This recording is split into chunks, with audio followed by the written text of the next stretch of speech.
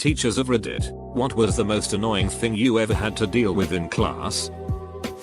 My students once welcomed a stray dog in the room, where he promptly vomited. The week prior, they had a dirty street pigeon in there, claiming it was a pet. It shit all over. I grew weary. Inability to fill in the attendance register. 30 in class. Only 27 names on register. Who hasn't filled in their name? We all have. No, you haven't. Who hasn't filled it in? Silence. Start asking individually until register is finally filled in. Amazing how people will argue that they have filled in their name when they haven't. Or when a student is absent and you're just checking with the class but one of them is adamant that they've seen them today. The principal. Easily the most annoying thing. The first school I worked at, the principal would go to every classroom every day. Sometimes multiple times per day. He and the vice principal tried to micromanage every aspect of teachers' classrooms. All it did was disrupt the flow of the class and piss off both my students and me on a daily basis. University level. So I am not sure if this counts. But he would come to class and watch television shows on his laptop. I don't have an attendance requirement. I asked him to please just watch them outside instead of coming to class. He said he was very sorry and would not do it again. After that, he was still pretty clearly watching shows in class on his laptop, with the sound down, but would click away anytime I came near. I don't understand. Parents who ask why I've not taught their 2-year-old to read. Dude. If they were ready and we had the staff to sit one-on-one to teach them, I'd love to. But I'm too busy changing them, cleaning and doing pointless paperwork. There is a lot more to learning to read than sitting a kid down and trying to shove books down their throats. Also, revenge poopers. Little Johnny got mad because I didn't let him put the Lego up his nose or keep hitting Sally. He goes and poops on the floor and waits for me to find it. I'm a computer science teacher. This is important as my students usually have access to a computer. One student likes to be hated by the other students. So he found an online tone generator and set it to a frequency that older people wouldn't be able to hear. But it would massively annoy his classmates. Thankfully, I'm not particularly old and have fairly tuned in hearing from a background in audio engineering, so I could just mute his computer. The most annoying part is that if he put as much effort into his work as he did into creative ways to piss people off, he could do really well. The country I teach in sells energy drinks to the small children on their break. Then they come into class bouncing off the walls and won't stop talking. The absolute most stressful thing I've ever experienced in my life. That would be really annoying. Luckily in the UK some point last year, most supermarkets had a 16+ rule on energy drinks. Bottle flipping and dabbing. To this day the sound of a half-filled bottle of water landing on the floor fills me with rage. I see a bottle flip and it goes straight in the bin or on my desk until the end of the lesson. My students used to dab as they entered the classroom and one time I dabbed back. They never did it again, haha. I teach English in a Chinese kindergarten, nursery. Annoying may be a tad strong, but it is unfortunately inconvenient and counterproductive when the local teacher is overeager. Some are taking an active part in the class, which is great. But oftentimes they step in to correct the kids and do so incorrectly, pronunciation particularly. Also due to the different teaching approach. And I guess impatience. They tend to push the kid and stress them out to give an answer without giving enough time to think and come up with something. To elaborate on the second point, I'd rather the kid gave me any answer by themselves, however incorrect, so that we can correct it together than the teacher pushing or giving the answer and destroying the kid's confidence in the process. Just how much of a danger small children are to themselves and others. We've got to catalog every playground injury, which while understandable in theory is actually incredibly time consuming. And the kids have been taught to find a grown up for everything, so one minute you'll be applying ice to someone who ran into a post, and then filing in the same forms for the kid who wanted a band-aid because they have a hangnail. Once during a year 10 maths class I was teaching, there was a really bad smell. It smelled like poop. At first I thought maybe someone had just farted. But it was much stronger than that.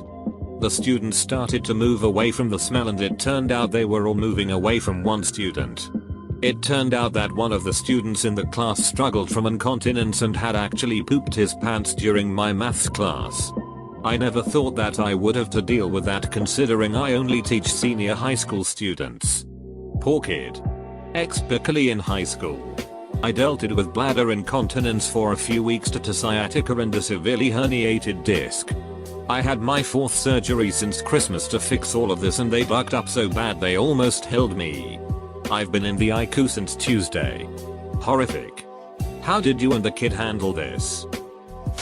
The paycheck. Oof. Some of my teachers openly talk about issues like that with the class, and I feel bad most of the time for them. I work at Taco Bell. My boss was at one point was a teaching major. He dropped out when he was offered an assistant store manager position. Because it paid more than teaching does in our area. This 19-year-old kid making your lunch is making more than the people that taught him the skills needed to function as an adult. I had a student years ago named Marco. Marco has Tourette's, and his tics were usually calling out Mom, Lily, his sister, and most often his own name. Try teaching algebra when you hear Marco, and without fail, a few kids yell Polo all year long.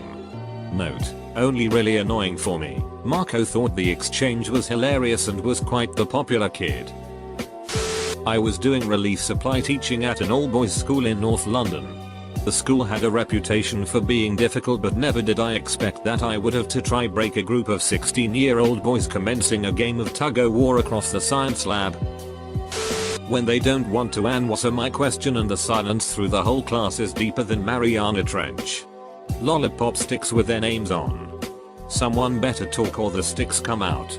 And everyone looks to the smart kid to talk. The sticks still come out. Being confronted with the fact that I cannot help all of my students out of the gutter. I teach in special ed. Students who got kicked off of every single school, even sped schools, in the region go to the school I work at. They have the most extreme behavioral psychological issues. I was always the strict but nice and respected teacher at my past jobs. But at this job, students just won't accept you no matter how hard you try and how nice you continue to be. Students insult me 1,000 times. Hit me and storm out of the classroom. Fight me during your break. Do all of those things as much as you please. It's okay. I will never give up on you. I will fight the endless fight. And one day, I will be able to help one of you to a better life. I had a student one year who smelled awful. The moment he was in a certain radius. You get it, with a wave of BO that would knock you over. The smell was so bad that the next class would complain because his stank would linger. I felt bad because I actually liked him and thought he was nice. He had to have been bullied. I'd see kids putting their shirts over their noses and I couldn't get mad at them. It was really distracting. I felt so bad because I also didn't want to go near him because he made me gag. We talked to his mom. The nurse gave him deodorant and said he could get some whenever he needed it. They even offered to let him use the shower in the gym. Nothing helped. The kid doesn't care about hygiene. There may have been a reason why. Maybe he was abused or no one taught him how to wash. But the only thing that got rid of that smell is when the school year ended and I didn't have him anymore. I instruct volunteer firefighters. There's one group that sticks out that we're troublesome. They wouldn't stop arguing with us for 30 minutes over one point on the test. Eventually it got to the point where I had to just say no, you're wrong. That's it. It's over. They were pissy for the rest of training over it. And these are adults. 20-55 years old. A chain of British education secretaries who decided that any 11-year-old who doesn't pass their year 6 exams is a failure. That amazing progress you have made. Failed. Special educational needs. Failed. You've only spoken English for a year? Failed. Nothing promotes lifelong learning like being branded a failure at age 11. I'm sure other language teachers will have experienced this. When you ask a question in the target language, the language they've paid to learn. A simple question. Suitable for their level. Because that's kind of your job, and the student looks at you. Turns theatrically to their neighbor. And says in a stage whisper. In the source language, their mother tongue or common language. Which you also understand to a reasonable level. What is he saying? There was a classroom that had this extremely high-pitched noise coming from inside the walls. It was so annoying but no one seemed to notice. Until I mentioned it. We all suffered together until the end of the semester. Memory issues. So much of education is dependent on learning one thing. Remembering it and applying lesson to the next thing. There are some students who just have sheep memories. Nothing is ever learned because they can't remember the first step or what you just told them 5 minutes ago. So it is an endless class period of telling them the first step. Looking after the other students in class. Coming back around to them and they are completely lost as to what to do. I don't even know what to do as an educator in these cases. Ton of stories. This year I have a kid in class who is a squirrely little boy, 9th grade, who thinks he is the funniest person ever. Also he believes he is a gangster and will be a famous SoundCloud rapper because his song has 6k listens. He randomly shouts things like gangsta in class. The other day I tossed him because I just couldn't deal with him making parrot sounds. Would just squawk loudly for no reason. The absolute worst part of it is that he's a dealer at my school and the other kids laugh at all his really stupid outbursts and comments and pretend he's cool so they don't lost their source. I lecture undergraduate students. I would say it's the sheer lack of enthusiasm and interest they exhibit in seminars. And it's costing them about £30,000. One student quipped that the assignment I gave them could be solved with doing Google searches. To which I replied, you do realize that higher education is entirely voluntary? You don't even have to do that if you don't want to. Edit. I teach law and ethics, so while they could use the internet to find some answers, the body of the essay is critical analysis. A 5-year-old who thought that saying excuse me before interrupting meant that interrupting was not rude. We spoke to her numerous times about it but her parents thought it was alright so nothing was ever enforced. It wouldn't be so bad if she only did it once in a while. But it was literally every 10 minutes. Few years ago, a boy in my class screamed, literally screamed. He'd found a white, sticky stuff all over the underside of his desk and it had went all over his trousers and hands, and then everywhere. As he'd wiped his hands all over my room. Cue my class, they were particularly challenging. And I was, at the time, new to the school, casting all kinds of aspersions over the cleanliness of the school, my room and, bizarrely, me. What had actually happened? The boy had brought in a tube of toothpaste himself and smeared it all over his desk just to cause a scene. You know how you get kids who clearly know they're doing wrong but believe they're being clever? In a class with about 33% of the pupils being non-white. He asks, sir, if I call all the black folk in the class monkeys, is that racist? Then when I sent him outside and gave him a serious talking to, he was all wide-eyed innocence. Sigh. I train staff for mental health work in the state of Florida. The most annoying thing by far about teaching was when they were tested. In the end I was expected to let them all cheat so they all pass because we need to get them through training. State facilities are it. I taught university classes. The most annoying thing I had to deal with wasn't actually a student at all, but the projector, which broke and would flicker on and off every 6 seconds and couldn't be turned off. 3 visits from its support in one 2-hour class later.